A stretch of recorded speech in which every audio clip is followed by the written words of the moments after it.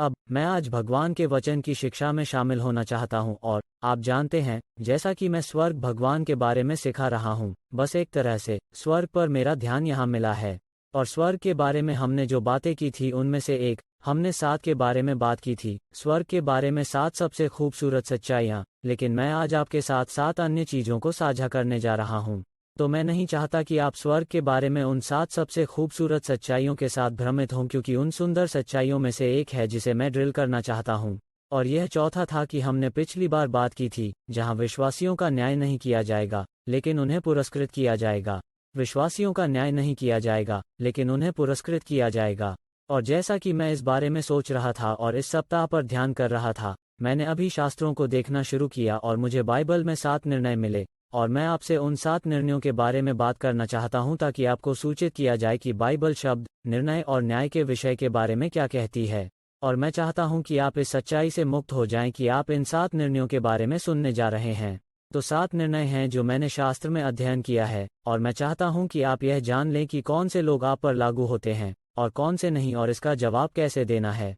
आपको खुशी होगी कि आपने यह सुना है, क्योंकि यह सच होने जा रहा है जो आपको मुक्त करता है।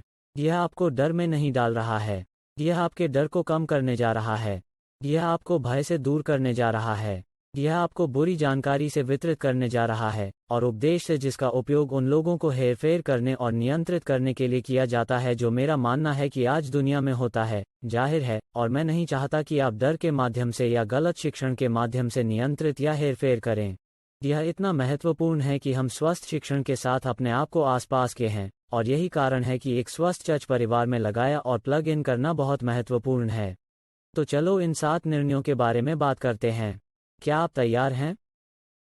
जजमेंट नंबर 1, आस्तिक का निर्णय है। आस्तिक का निर्णय। अब यह रोमियो के अध्याय 14 श्लोक 10 में पाया जाता है, और यह 2 कुरिन्थियों अध्याय 5 में भी है, लेकिन आस्तिक का निर्णय रोमन अध्याय 14 में है। श्लोक 10 कहता है, क्योंकि हम सब मसीह के न्याय आसन के सामने खड़े होंगे। हम सब मसीह के न्याय सीट के सामने खड़े होंगे। अब मसीह का न्याय सीट शब्द न्याय बाइबल में केवल 2 बार प्रयोग किया जाता है। यह शब्द है बेमा। जैसा कि मैं आपको पिछली बार याद दिलाता हूं कि हम इस विषय पर एक साथ थे। यह मसीह की बेमा सीट है। बेमा शब्द का पाप या बुराई या निंदा या गलतियों पर निर्णय लेने से कोई लेना देना नहीं है, लेकिन इसके साथ करने के लिए सब कुछ है। ग्रीक ओलंपिक में शब्दावली के रूप में इस्तेमाल किया गया था, और उन्होंने इसके लिए क्या इस्तेमाल किया था? ओलंपिक के न्यायाधीश इस शब्द के फैसले का इस्तेमाल ओलंपिक दौड़ जीतने वाले पुरस्कारों के लिए करते थे, पुरस्कार जो उन्हें जीतने के लिए मिलेगा। गलत काम के लिए दंडित करने के साथ इसका कोई लेना देना नहीं था। ओलंपिक खेलों में जीतने वाले लोगों को पुरस्कृत करने के लिए इसका सब कुछ था, जो भी खेल में वे शामिल थे। उसी तरह हम मसीह के माध्यम से विजेताओं की तुलना में अधिक हैं, इसलिए आप पहले से ही मसीह में एक विजेता हैं। और साल्वेशन के बाद हम क्या करते हैं? हम जो हमारे पास है उसके साथ विश्वासयोग्य होना सीखते हैं, और हमने पिछले सप्ताह के बारे में थोड़ा और बात की थी, इसलिए आस्तिक के फैसले के लिए वापस देखें। लेकिन मैं चाहता हूं कि आप यह समझें कि आस्तिक के फैसले का इससे कोई लेना देना नहीं है कि क्या आप बचाए गए हैं या नहीं, या आप मरने से पहले ही अपना उद्धार खो देते हैं, या क्या आपने मरने से पहले इसे प्राप्त किया है। मैं चाहता हूं कि आप जॉन अध्याय 5 श्लोक 24 में देखें, क्योंकि यह इसे साफ करता है।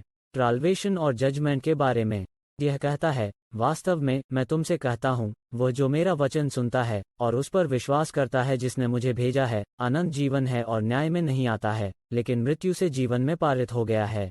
तो अब यह पाप के न्याय के बारे में बात कर रहा है। कोई नहीं। फिर से कौन पैदा हुआ है? कोई भी जिसने यीशु मसीह को उद्धारकर्ता और प्रभु के रूप में स्वीकार नहीं किया है, पाप पर न्याय में नहीं आएगा, लेकिन हम मृत्यु से बाहर जीवन में पारित हो गए हैं। तो आस्तिक का न्याय पाप का न्याय नहीं है। आस्तिक का निर्णय आपके जीवन के पूरा होने के बाद आस्तिक का पुरस्कृत है, और आप स्वर्ग में जाते हैं, और आप या तो जो कुछ भगवान ने आपको दिया है उसके लिए आप जो कुछ भी करते हैं, उसमें निवेश करने के लिए जो बात करते हैं, उन चीज़ों में निवेश करने के लिए जो बात करते हैं, बुवाई करते हैं। भगवान के लिए सबसे अधिक मायने रखने वाली चीज़ें आत्माएं, लोग हैं, लोगों को बचाते हैं, लोगों को प्रोत्साहित करते हैं, लोगों से प्यार करते हैं, लोगों के प्रति दयालु होते हैं, यीशु और उसकी आत्मा का प्रतिनिधित्व करते हैं, उसका प्यार इस पृथ्वी पर लोगों के लिए। लेकिन हमें कभी भी हमारे पाप पर न्याय से गुजरना नहीं पड़ेगा। अगर हम फिर से पैदा हुए हैं, अगर आपने यीशु मसीह को अपने उद्धारकर्ता और भगवान के रूप में स्वीकार कर लिया है। इब्रियों अध्याय 9 श्लोक 28 में कविता याद है? इब्रियों अध्याय 9 श्लोक 28 में वो यह बहुत स्पष्ट रूप से कहता है। तो मसीह को भी एक बार पेश किया गया है, 2 बार पेश नहीं किया जा सकता है। उन्होंने एक बार कई लोगों के पापों को सहन पेशकश की, उसे फिर से ऐसा करने की ज़रूरत, आपको इसे फिर से करने की ज़रूरत नहीं है। आपको फिर से पैदा होने की ज़रूरत नहीं है, फिर से आपको फिर से पश्चाताप करने की ज़रूरत नहीं है। उन्होंने कहा कि यीशु मसीह को कई लोगों के पापों को सहन करने के लिए एक बार पेश किया गया है, मोक्ष के लिए दूसरी बार दिखाई देगा, जो उन लोगों के लिए पाप के संदर्भ में बिना उत्सुकता से इंतजार कर रहे हैं। वह आप और मैं है, हम उसकी वापसी की प्रतीक्षा कर रहे हैं। और जब वो दूसरी बार वापस आता है, आपके और मेरे बारे में, विश्वासियों के रूप में, यह पाप के संदर्भ के बिना होगा। क्योंकि उसने पहले ही अपने पहले आने में पाप के साथ निपटाया था। वो दूसरे आने में हमारे पाप से निपटने नहीं जा रहा है, वो हमें देने जा रहा है। वो हमें उसके साथ ले जा रहा है और 1000 साल के लिए शासन करने जा रहा है। इसलिए हम अगले फैसले पर पहुंचेंगे। दूसरा निर्णय जो मैं चाहता हूं कि आप पवित्र शास्त्र में देखें, वह निर्णय है खोए हुए का निर्णय। इसलिए ये वे लोग हैं जिन्होंने यीशु को उनकी मृत्यु तक खारिज कर दिया है। उन्होंने यीशु को अस्वीकार कर दिया है। अब हर घुटने झुकने जा रहा है और हर जीभ कबूल करने जा रही है कि यीशु मसीह प्रभु है। लेकिन अगर आप उसे इस जीवन में स्वीकार नहीं करते हैं, तो आप अभी भी धनुष करेंगे, आप अभी भी उसे कबूल करेंगे, लेकिन यह मोक्ष के लिए नहीं होगा। यह केवल एक पावती होगी कि उसने जो कुछ भी कहा और किया वो वास्तव में सच है, भले ही आपने इसे प्राप्त नहीं किया था। इसलिए मैं सभी को इस बहुमूल्य उद्धारकर्ता को प्राप्त करने के लिए प्रोत्साहित करता, अपने पाप के लिए उसका प्रतिस्थापन बलिदान प्राप्त करें। आदम के पाप के लिए यह प्रतिस्थापन बलिदान, उसने क्रूस पर इसके लिए भुगतान किया। उन्होंने कहा कि यह समाप्त हो गया है ताकि आप बचाए जा सकें। लेकिन बाइबल क्या कहती है? न्याय का महान सफेद सिंहासन का न्याय सीट होगी। इसलिए यदि आप रहस्योद्घाटन अध्याय 20 कविता 11 को देखें तो हम खोए हुए लोगों के फैसले को देखते हैं जिन्होंने यीशु को अस्वीकार कर दिया है। कविता 11 में, फिर मैंने एक महान सफेद सिंहासन देखा और वह जो उस पर बैठा था, जिसकी उपस्थिति से पृथ्वी और स्वर्ग भाग गए थे और उनके लिए कोई जगह नहीं मिली। और मैंने मरे हुओं को देखा, वो कहने के लिए चला जाता है, महान और छोटा। वो कहता है, मैंने मृत देखा, महान और छोटे, सिंहासन के सामने खड़े थे। किताबें खोली गईं और एक और पुस्तक खोली गई जो जीवन की पुस्तक है, और मृतकों को उनके कर्मों के अनुसार पुस्तकों में लिखी गई चीजों से न्याय किया गया था। श्लोक 13। और समुद्र ने मरे हुओं को छोड़ दिया जो उसमें थे, और मृत्यु और हेड्स ने मृत्यु को छोड़ दिया। उन मरे हुओं को छोड़ दिया जो उनमें थे, और उनका न्याय किया गया, उनमें से हर एक अपने कर्मों के अनुसार। तब मौत और हेड्स को आग की झील में फेंक दिया गया। यह दूसरी मौत है, आग की झील है। और अगर किसी का नाम पुस्तक ऑफ लाइफ में लिखा नहीं गया था, तो उसे झील की आग में फेंक दिया गया।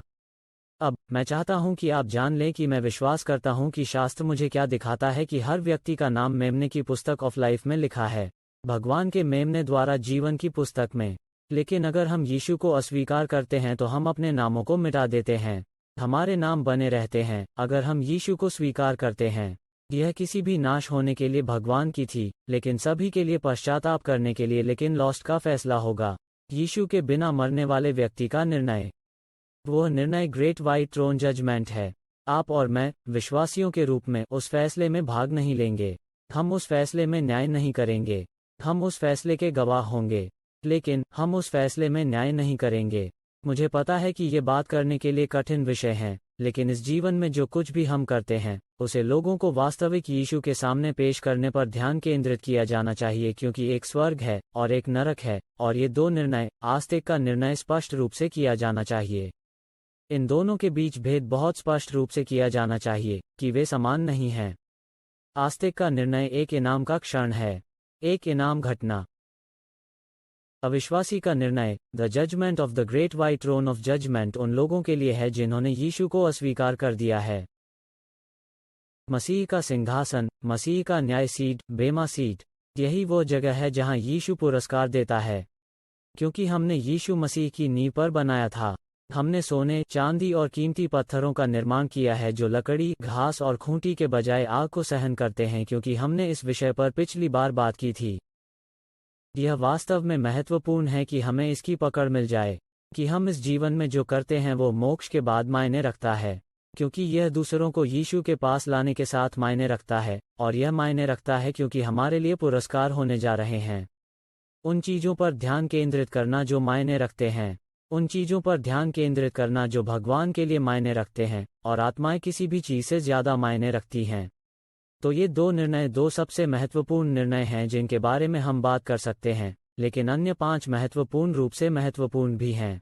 तो तीसरा निर्णय शैतान का निर्णय है। दुनिया के अंधेरे शासक के रूप में। दुनिया के अंधेरे शासक के रूप में शैतान का निर्णय।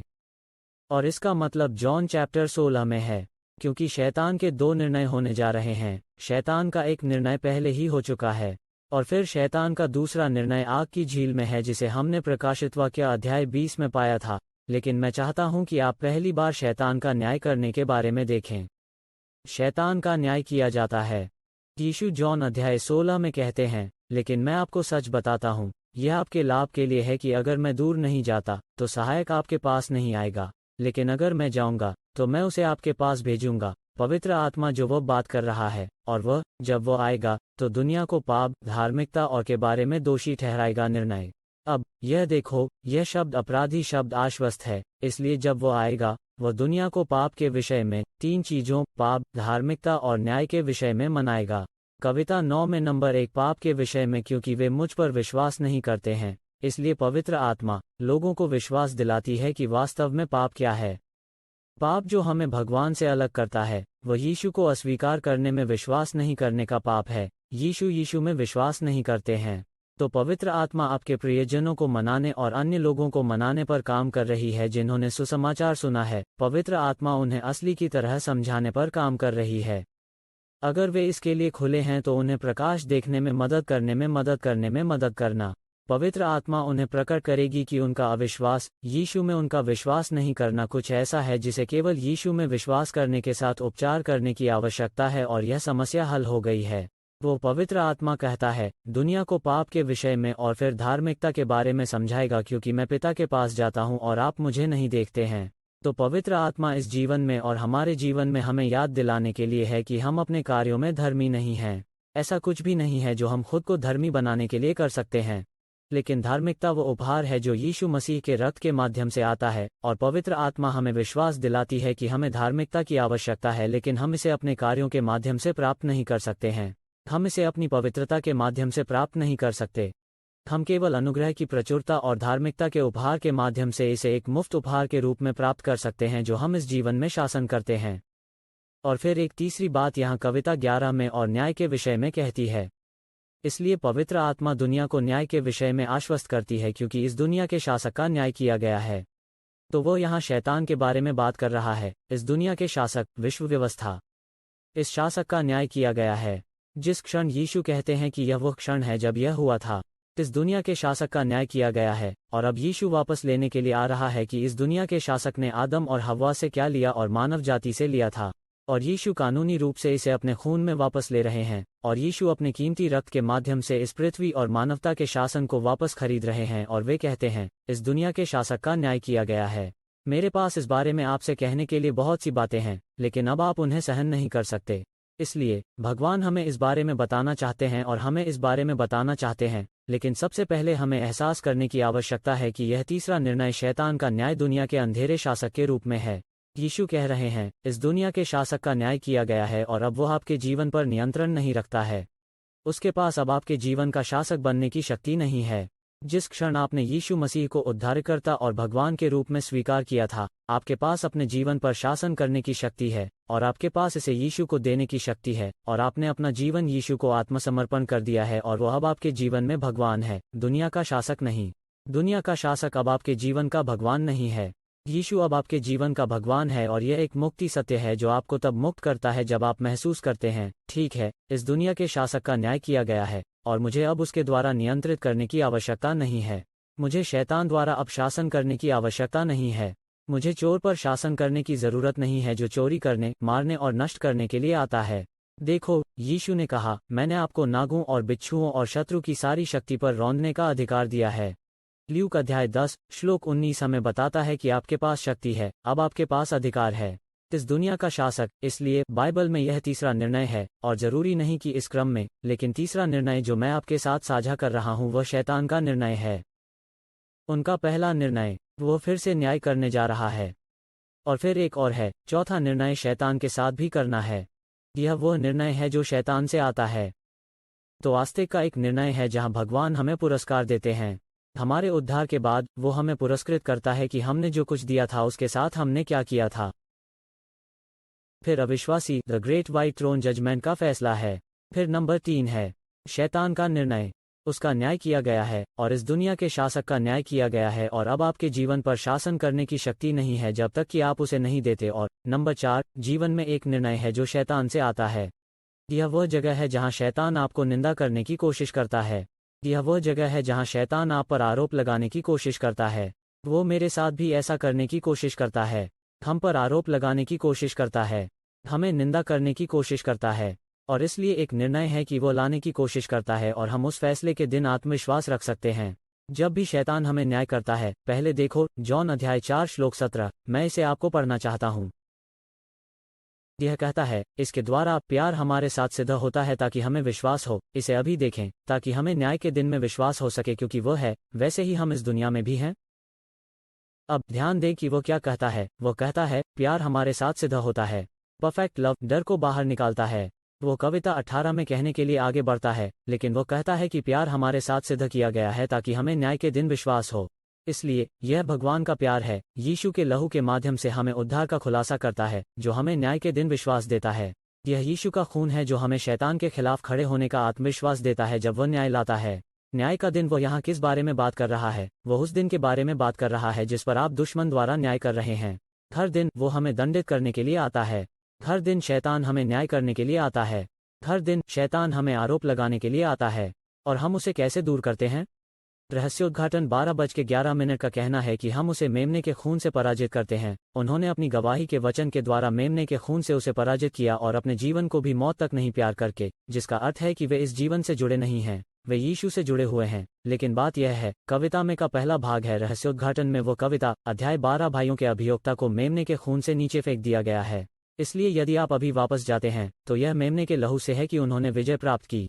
वो अभियोक्ता जिसके बारे में वो बात करता है कविता 10 में, जो हमें प्रकाशित वाक्य 12 कविता 10 पर देखो पर आरोप लगाते हैं। यह कहता है कि अभियुक्त दिन और रात उन पर आरोप लगाता है। वो लगातार लोगों पर भगवान पर आरोप लगाता है। वो कहता है कि लड़का इतना अच्छा नहीं है कि लोग नहीं। और आप जानते हैं कि क्या भगवान कहते हैं? वे यीशु के लहू से भगवान की धार्मिकता है। वो व्यक्ति भगवान की धार्मिकता है। तो आप पूरे दिन उस पर आरोप लगा सकते हैं, लेकिन आपके पास उन पर कोई शक्ति नहीं है। और वे जानते हैं कि आपको कैसे डांट दिया जाए। वे जानते हैं कि आपका विरोध कैसे करें। वे जानते हैं कि आध्यात्मिक युद्ध से कैसे लड़ना है जो यीशु के लहू से है। हमें विश्वास हो सकता है। अब यीशु के लहू के माध्यम से 1 यूहन्ना 4:18 पर वापस जाओ। हमें न्याय के दिन में विश्वास है। हम निर्णय के दिन में आश्वासन और आत्मविश्वास रख सकते हैं। क्यों? क्योंकि जैसा वह है, जैसा कि यीशु है, वैसे ही हम इस दुनिया में हैं। तो बस जैसा कि यीशु शैतान के आरोपों और निर्णयों के खिलाफ खड़े हो सकते हैं, जैसे यीशु खड़े हो सकते हैं, क्योंकि उसने पाप की कीमत चुकाई है और मृतकों में से उठ गई है। आप दुश्मन से न्याय और आरोप के चेहरे पर खड़े हो सकते हैं और आप आत्मविश्वास के साथ खड़े हो सकते हैं। क्यों? क्योंकि आप यीशु के लहू के माध्यम से विश्वास रखते हैं। इब्रियों अध्याय 10 श्लोक 19 में कहता है, इसलिए हमें मेमने के रक्त द्वारा पवित्र स्थान में प्रवेश करने का साहस है। इब्रानियों 10 कविता 19, हमें विश्वास है कि वे मेमने के रक्त द्वारा पवित्र स्थान में प्रवेश करें। इसलिए हम मेमने के लहू द्वारा पवित्र स्थान में प्रवेश कर सकते हैं। हम शैतान के खिलाफ विश्वास के साथ खड़े हो सकते हैं। हमें आरोप लगाते हुए कि हमें पवित्र स्थान के सामने खड़े होने का अधिकार नहीं है, कि हमें पवित्र स्थान में प्रवेश करने का अधिकार नहीं है, आपको उठने का अधिकार नहीं है। शैतान आपको बताएगा, आपके पास ठीक होने का अधिकार नहीं है। जब आप गिर गए हैं तो आपको वापस उठने का अधिकार नहीं है। आपको बहाल करने का अधिकार नहीं है। आपके पास सहेजे जाने का अधिकार नहीं है। आपको चंगा होने का अधिकार है। हम यीशु के खून से विचारों पर आरोप लगाने वालों को वापस कहते हैं कि मेरे पास अधिकार है पवित्र स्थान में प्रवेश करने के लिए, और मैं विश्वास के साथ यीशु के लहू द्वारा पवित्र स्थान में प्रवेश करें। मुझे उठने का अधिकार है क्योंकि मैं भगवान की धार्मिकता हूँ। मुझे दूर करने का अधिकार है क्योंकि मैं भगवान की धार्मिकता हूँ। मुझे आपका विरोध करने का अधिकार है शैतान, क्योंकि मैं भगवान की धार्मिकता हूँ। मुझे भगवान की धार्मिकता के कारण चंगा होने का अधिकार है। मुझे इस लत से वितरित करने का अधिकार है क्योंकि मैं भगवान की धार्मिकता हूँ। मुझे चिंता से दूर होने के लिए डर से वितरित करने का अधिकार है। चिंता से छुटकारा पाने के लिए, शैतान से वितरित करने के लिए जो कुछ भी मुझे नष्ट करने की कोशिश कर रहा है। मुझे उस चीज़ को नष्ट करने का अधिकार है जो मुझे नष्ट करने की कोशिश कर रहा है, क्योंकि मैं यीशु के लहू द्वारा पवित्र स्थान पर विश्वास के साथ साहसपूर्वक जा सकता हूँ। तो यह चौथा निर्णय, शैतान से आने वाला निर्णय कुछ ऐसा है यही वो है जो हमने अपने विश्वास की ढाल को खिलाफ रखा है। यही हम घोषित करते हैं, अपना मुंह खोलते हैं और आत्मा की तलवार, जो कि भगवान का वचन है, हमारे मुंह से बाहर आए और शैतान आप पर आरोप लगा रहा है, आप पर आरोप लगाते हुए कि तुम बुरे हो, आप पर आरोप लगाते हुए कि आपका बुरा है, आप पर आरोप लगाते हुए कि भगवान ने आपके साथ किया है, आप पर आरोप लगाते हुए कि भगवान आपको बचा नहीं सकते, आप पर आरोप लगाते हुए कि भगवान आपको वितरित नहीं कर सकते। ओह हाँ, न केवल उसने हमें वितरित किया है, वो अब हमें वितरित कर रहा है और वो फिर से हमें छुड़ाएगा। बाइबल 1 कुरिन्थियों के अध्याय 1 या 2 कुरिन्थियों 1 श्लोक 10 में कहती है, उसने हमें दिया है, वो हमें वितरित कर रहा है और वो फिर से हमें वितरित करेगा। लेकिन शैतान झूठ बोलने की कोशिश करता है और आप पर आरोप लगाता है और हमें उठने और भगवान के वचन के साथ उस सामान का विरोध करने के लिए मिल गया। उस झूठ बोलने वाले राक्षस के चेहरे पर उठकर आपको बताने की कोशिश कर रहा था, आपके पास अधिकार नहीं है, भगवान आपको देने नहीं जा रहे हैं, भगवान आपके लिए नहीं आने वाले हैं, आप इसके लायक नहीं हैं। हाँ, यही कारण है कि यह दया है, आप इसके लायक नहीं हैं। हाँ, यही कारण है कि यह कृपा है, आप इसके लायक नहीं हैं। हाँ, इसीलिए मैं दया प्राप्त करने और आवश्यकता के समय में मदद करने के लिए अनुग्रह प्राप्त करने के लिए अनुग्रह के सिंहासन पर जा सकता हूँ। यह भगवान की भलाई है और हम उस जीत को लागू कर सकते हैं। बोलने से, शैतान के झूठ का विरोध करते हुए, भगवान के वचन के साथ, धार्मिकता का वचन। हम भगवान की धार्मिकता हैं, कुछ के द्वारा नहीं, हमने किया है, इसलिए नहीं कि हम पर्याप्त पवित्र या ईश्वरीय पर्याप्त हैं, लेकिन क्योंकि अनुग्रह की बहुतायत और धार्मिकता के उपहार के माध्यम से, हम इस जीवन में शासन करते हैं। तो, निर्णय संख्या 4, हमारे पास उस पर अधिकार है। वो निर्णय जो शैतान से हमारे खिलाफ आता है, हम पर आरोप लगाते हैं, और हम इसे अस्वीकार करते हैं, और इसे भगवान की धार्मिकता के रूप में विरोध करते हैं।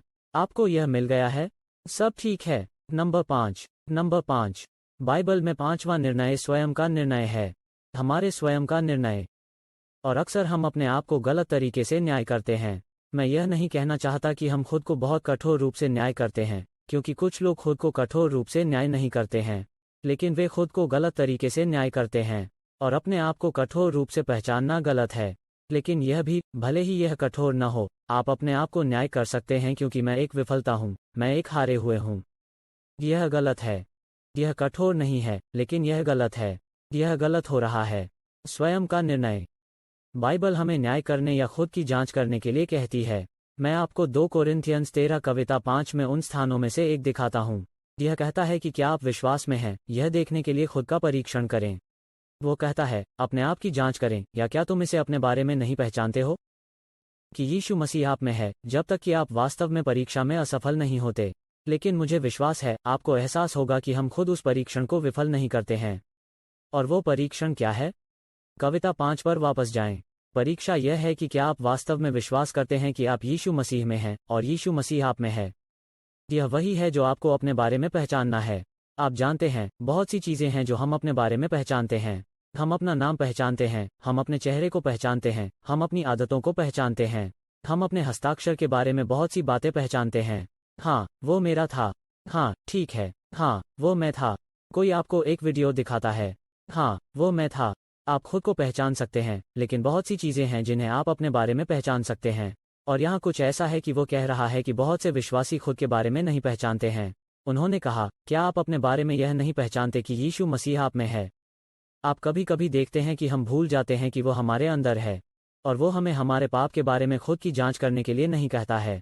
वो हमें अपने बारे में जांच करने के लिए नहीं कहता है कि क्या हम रहे हैं।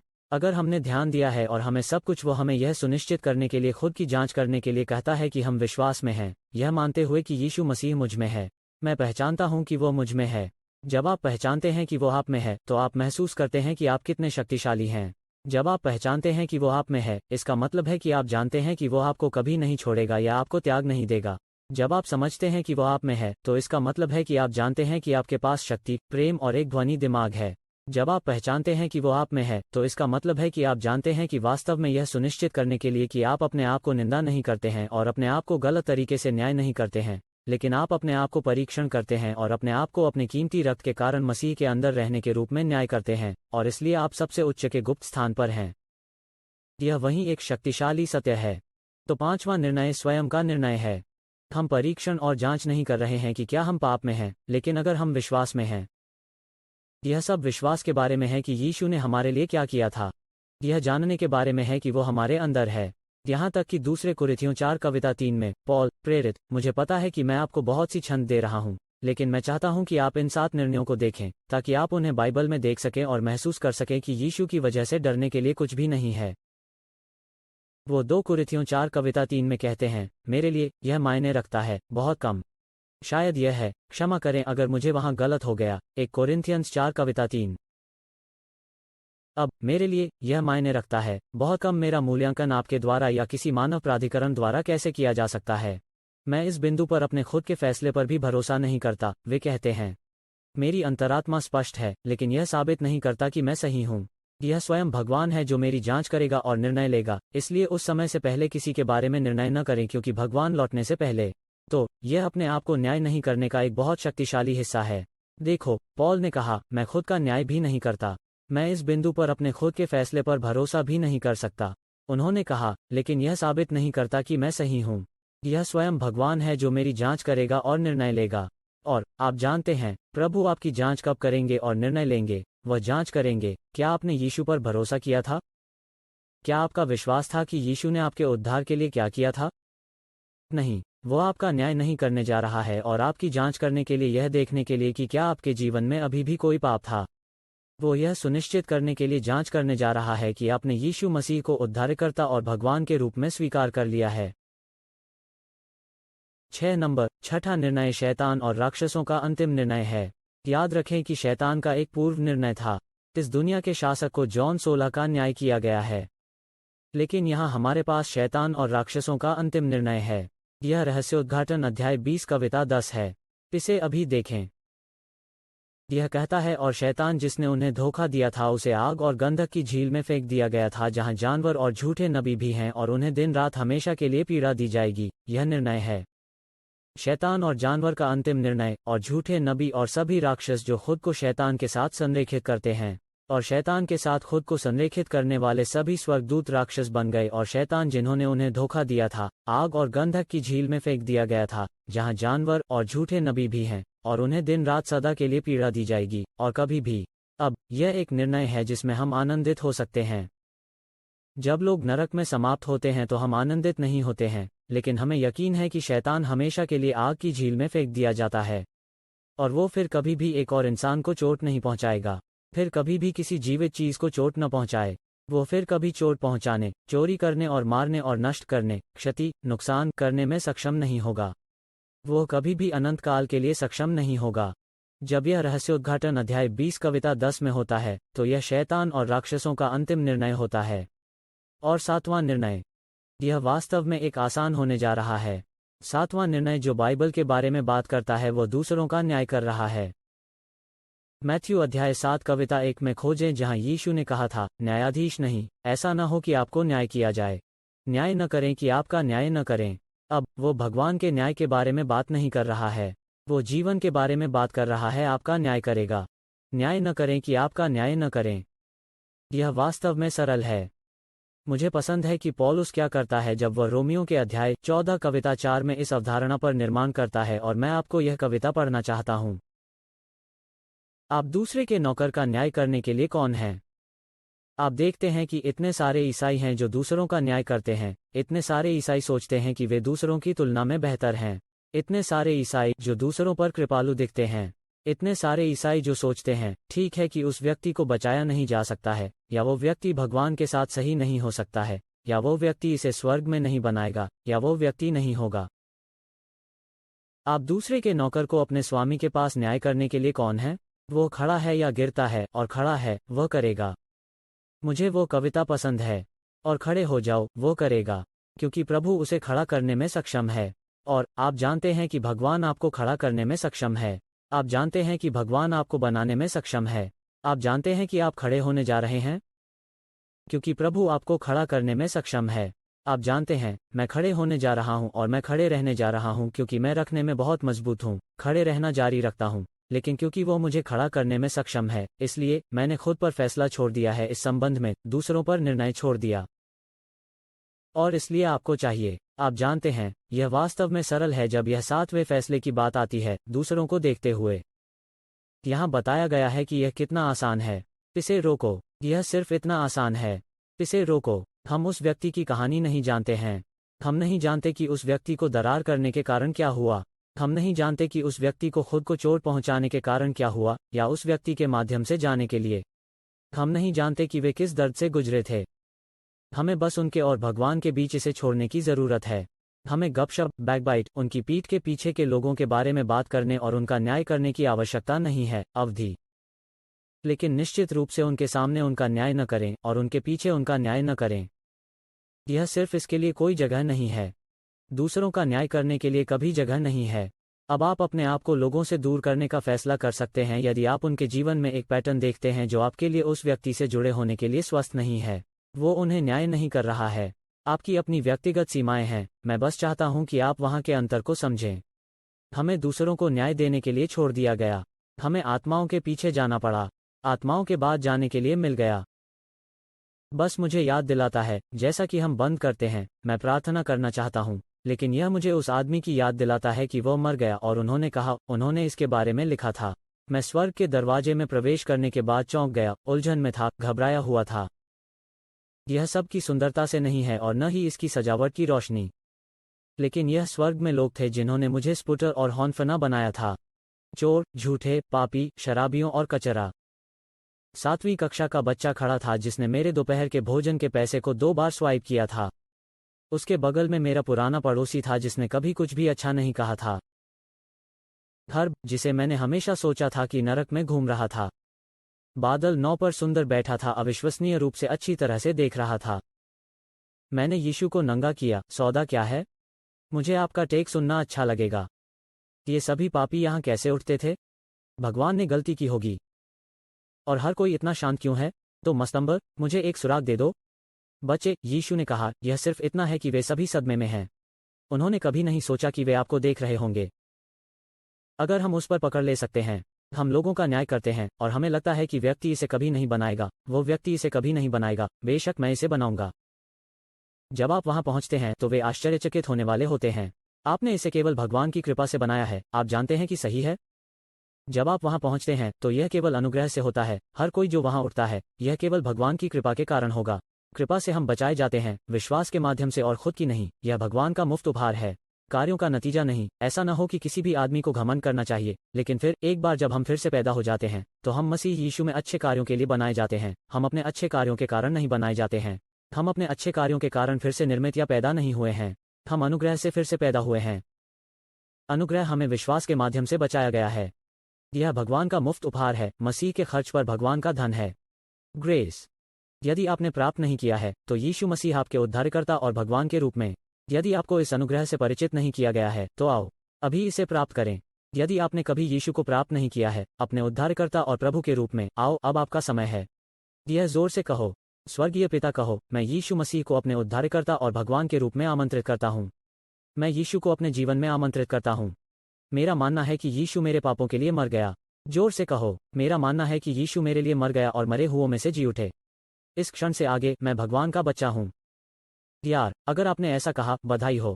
आपने अभी यीशु मसीह को स्वीकार करने के लिए अपने जीवन का सबसे बड़ा निर्णय लिया है। आप भगवान के साथ स्वर्ग में अनंत काल बिताने जा रहे हैं। आप great white throne of judgement में न्याय नहीं करने जा रहे हैं। अब आप हमेशा के लिए स्वर्ग में स्वतंत्र रूप से प्राप्त होने जा रहे हैं। अगर आपने उस प्रार्थना की तो क्या आप मुझसे संपर्क करेंगे?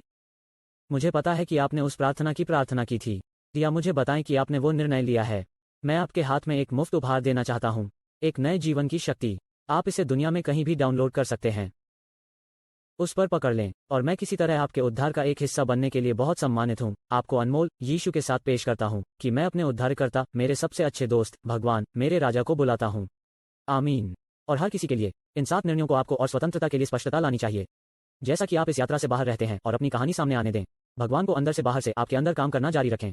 वो आप में एक महान काम कर रहा है। उससे बात करते हो, तुम मेरे लिए मायने रखते हो। आप इस चर्च परिवार के लिए मायने रखते हैं और मैं हमारी अगली सेवा में देखने के लिए इंतजार नहीं कर सकता। भगवान भला करे।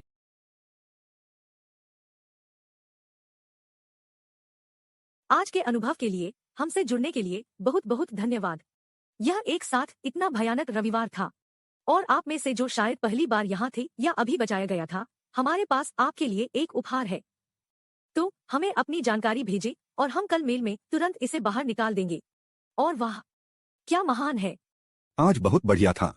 आप जानते हैं कि आज के बारे में मुझे वास्तव में क्या पसंद आया? देव और चैनल की कहानी हमारे चर्च में हमारे कुछ सदस्य सुन रहे थे। हम कहानियों को सुनना पसंद करते हैं कि लोग जीवन परिवर्तक में चर्च के घर और समुदाय को कैसे जोड़ रहे हैं और खोज रहे हैं। तो हमें एक एहसान करो, हमें अपनी कहानी भी बताइए, क्योंकि हम इसे पढ़ना पसंद करेंगे, हम इसे साझा करना पसंद करेंगे। यह हम सभी को परिवार के बारे में सुनने के लिए बहुत उत्साहजनक है। तो अपनी कहानी साझा करें, बस lifechangerschurch.com स्टोरी पर, यह लिंक आपकी टिप्पणियों में सही है। और इस सप्ताह के माध्यम से हमारे साथ रहें। हमें शाम 7 बजे लम्हे आ रही हैं, जो एक अवसर है जहां हम इकट्ठा होते हैं, शाम 7 बजे सेंट्रल। हम शब्द बातचीत में गहराई से जाते हैं। यह हर हफ्ते ताजा है और हम क्या आ रहा है के बारे में बहुत उत्साहित हैं। लेकिन अगर आप पिछले हफ्ते चूक गए हैं तो इस त्वरित रिकैप को यहीं देखें। जो भी आप सबसे ज्यादा सुनते हैं वो है जो आप सबसे ज्यादा विश्वास करने जा रहे हैं। इसलिए यदि आप नकारात्मकता को सबसे ज्यादा सुनते हैं तो आपको विश्वास होगा कि नकारात्मक चीजें होने वाली हैं। यदि आप भगवान की प्रतिज्ञाओं को सुनते हैं तो आप विश्वास करने जा रहे हैं कि भगवान की प्रतिज्ञाएं होने वाली हैं। और इसलिए मुझे लगता है कि यीशु ने कहा कि आप क्या सुन रहे हैं, सावधान रहें कि आप क्या सुनते हैं, क्योंकि आप जो सुनते हैं वो आपके दिल में आता है। आपके दिल में क्या होता है आपके मुंह से बाहर आता है, और आपके मुंह से क्या निकलता है यह सुनिश्चित करने के लिए आता है।